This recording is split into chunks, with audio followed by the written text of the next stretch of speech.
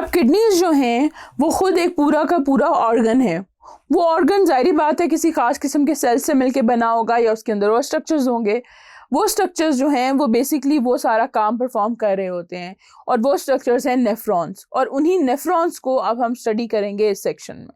अब नेफ्रॉन जो है बेसिकली वो आपकी किडनी में इस तरह से रजिस्टर्ड होता है, लाइक यू कैन सी के जो कॉर्टेक्स का रीजन है आपकी किडनी का, उसमें नेफ्रॉन का अपर पार्ट होता है, यानी आपके जो लूप है नीचे वाली ये चली जाती है मेडुला के अंदर, यानी रीनल पिरामिड जो हैं उसके अंदर सारी ये लूप आ जाती हैं। उसके साथ साथ जो ये डक्ट बनी हुई है एक साइड पे, वो भी सारी जो है मेडुला से होके रीनल पिरामिड से होके ये सारी कलेक्टिंग डक्ट्स जो हैं कंबाइन हो जाती हैं रीनल पेल्विस के अंदर और आगे चली जाती हैं। फिर जो नेफ्रॉन का एक्चुअल स्ट्रक्चर है उसमें बहुत सारी माइन्यूट डिटेल्स हैं। अब वो शुरू कहाँ से होता है? वो शुरू यहाँ से होता है कि we have an artery and a vein. Artery जो है और वेन जो है उनका काम जो है वो ब्लड सर्कुलेशन को मेंटेन करना होता है। उसके बाद जो आर्टरी है वो आपकी कैपिलरीज में कन्वर्ट होती है, एक पूरा एक नेटवर्क सा बना देती है। उस नेटवर्क को हम क्या कह रहे होते हैं? That network is called glomerulus. अब ग्लोमेरुलस जो है यहाँ से इसके आउटसाइड पे एक खास किस्म का स्ट्रक्चर होता है, that is called Bowman's capsule. अब बोमेन्स कैप्सूल जो है वो क्या है? वो एक एक्सटेंशन है रीनल टिब्यूल की, यानी जो पूरा का पूरा नीचे अगला टिब्यूल है उसकी ये एक एक्सटेंडेड या एक्सपेंडेड फॉर्म है। बोमेन्स कैप्सूल से आगे हमारे पास रीनल टिब्यूल शुरू हो जाता है। सब कॉइल्ड फॉर्म होती है बहुत ज़्यादा, जब वो बहुत कॉइल्ड होता है तो हम उसको कहते हैं कन्वोल्यूटेड टिब्यूल। अब वो वाला बोमेन्स कैप्सूल के जो पास टिब्यूल होता है उसको हम कहते हैं प्रॉक्सिमल कन्वोल्यूटेड टिब्यूल, जबकि वो फिर नीचे को मूव करता है, एक लूप बनाता है। उस लूप के दो लिम्ब्स होते हैं, we have a descending limb जो के नीचे की तरफ जा रहे हैं, एंड देन वो नीचे की तरफ जाकर जब वापस उठता है तो that is called an ascending limb. इन दोनों लिम्ब्स को जब हम मिलाते हैं तो हमारे पास एक स्ट्रक्चर बनता है जिसे हम कहते हैं loop of Henley. Loop of Henley का असेंडिंग लिम्ब जो है वो आगे जाके दोबारा रीनल टिब्यूल बना देता है। रीनल टिब्यूल का वो वाला पार्ट जो कि बोमेन्स कैप्सूल से काफ़ी दूर है उसको हम कहते हैं डिस्टल कन्वोल्यूटेड टिब्यूल।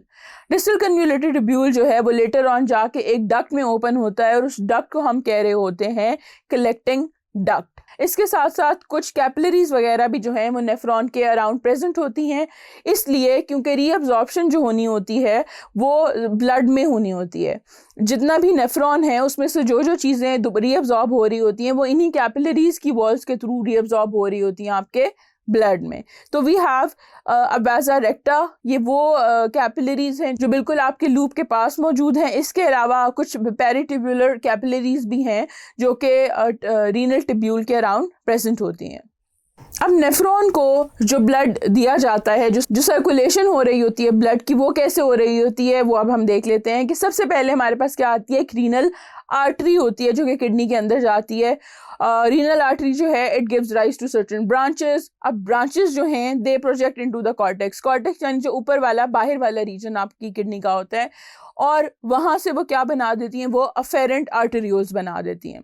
अब ये वाले जो अफेरेंट आर्टेरियोल्स हैं ये सप्लाई करते हैं blood to the glomerular capillaries. Glomerular capillaries क्या हैं? कि वो जो ग्लोमेरुलस जो कैपिलरीज का एक नेटवर्क बना था उसको हम ग्लोमेरुलस कह रहे होते हैं। तो वो वाली जो कैपिलरीज को ब्लड सप्लाई आ रही है वो अफेरेंट आर्टेरियोल्स के थ्रू आ रही होती है इन द रीनल कैप्सूल। उसके अलावा जो इफेरेंट आर्टेरियोल्स होते हैं वो अराइज होते हैं ग्लोमेराई से, यानी कि वो वाली कैपिलरीज से, यानी वो वाली कैपिलरीज जो ग्लोमेरुलस के अंदर हैं उससे आगे इफेरेंट आर्टेरियोल्स बनते हैं, and they give rise to a plexus of capillaries. उसको हम कहते हैं पेरिटिब्यूलर कैपिलरीज। पेरिटिब्यूलर कैपिलरीज जो हैं आपके प्रॉक्सिमल और डिस्टल टिब्यूल्स के अराउंड प्रेजेंट होती हैं, जैसे मैंने आपको भी पहले भी स्ट्रक्चर बताते हुए भी बताया था। अब इन्हीं पेरिटिब्यूलर कैपिलरीज का एक खास पोर्शन है जिसको हम कहते हैं वासा रेक्टा। वासा रेक्टा जो है it courses into the medulla along with the loop of Henle and then back towards the cortex. अब जो आपकी लूप ऑफ हेनले होती है वो मेडुला के अंदर होती है, तो ये कैपिलरीज भी उसके साथ साथ मेडुला में डिप करती हैं और फिर वहाँ से वापस जाती हैं टुवर्ड्स द कॉर्टेक्स, यानी जो बाहर वाली सरफेस होती है किडनीज की, या नेफ्रॉन के जो अपर स्ट्रक्चर्स हैं, बोमेंस कैप्सूल हो गया, जो कॉन्वोल्यूटेड ट्यूब्यूल्स के अपर वाले पार्ट हैं। फिर जो पेरिट्यूबुलर कैपिलरीज हैं, they drain into the renal vein. अब रीनल वेन जो है वो एग्जिट कर जाती है आपकी किडनी से and it connects to the inferior vena cava, और इंफीरियर वेना केवा जो है उस ब्लड को वापस ले जाती है टुवर्ड्स योर हार्ट।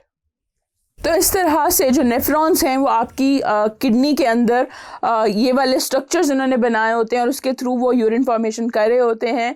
आपकी अगर किडनी के ओवरऑल फंक्शन को देखा जाए तो बेसिकली किडनी जो है एक एक्सक्रीटरी ऑर्गन भी है और एक ऑस्मो रेगुलेटरी ऑर्गन भी है, ये दो काम कर रही होती है।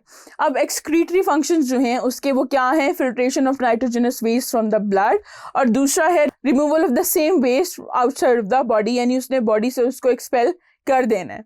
जो ऑस्मो रेगुलेटरी फंक्शंस हैं उसमें क्या है, it produces a dilute urine during the state of flooding, यानी कि जब आपने बहुत ज़्यादा पानी पी लिया है तो आपकी जो किडनीज हैं वो एक डाइल्यूट यूरिन बनाएंगी, यानी उसमें बहुत ज़्यादा वाटर कंटेंट होगा और उसमें सॉल्यूट की कंसंट्रेशन बहुत कम होगी। और दूसरा जो ऑस्मो रेगुलेटरी फंक्शन है, the formation of concentrated urine during the state of dehydration, कि अगर आपने बिल्कुल ही पानी नहीं पिया या पानी आपको अवेलेबल नहीं है तो उस सूरत में आप डिहाइड्रेटेड हैं, इसमें सॉल्यूट्स बहुत ज़्यादा होंगे और आपके जो वाटर लॉस है वो बहुत कम होगा।